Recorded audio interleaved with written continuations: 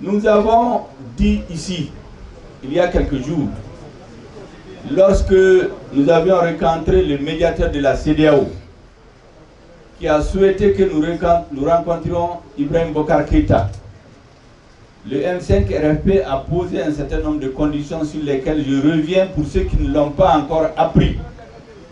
Nous avons dit qu'il faudrait au préalable que des excuses publiques soient présentées à notre autorité morale, l'imam Mahmoud Dicko, pour les propos diffamatoires qui ont été tenus contre lui au dernier sommet des chefs d'État.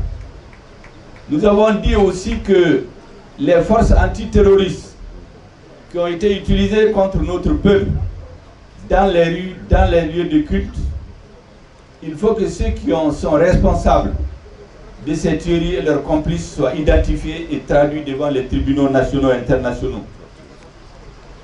Vous savez que au moment où ils tiraient sur la mosquée de l'imam Dicko, ils ont été filmés en réalité.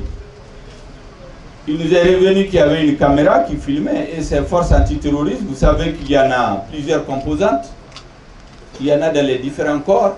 Ce que nous savons, c'est que ceux qui sont venus tirer dans la mosquée de l'imam Dicko dans la rue, ils étaient habillés en tenue noire.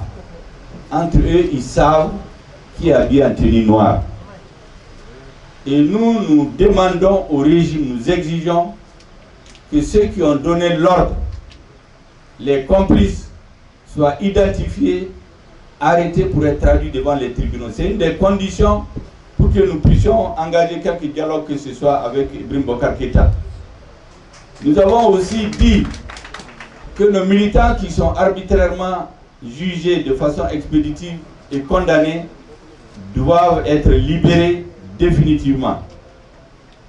Une fois ces trois conditions remplies, le M5 RFP est prêt à rencontrer Ibrahim Boubacar Keïta pour discuter des conditions du départ, de son départ et de son régime, pour que nous rentrons dans une période de transition pacifique, ordonnée, pour que notre peuple puisse retrouver le chemin de l'honneur, le chemin de l'unité, le chemin de l'intégrité territoriale, le chemin d'une vraie démocratie.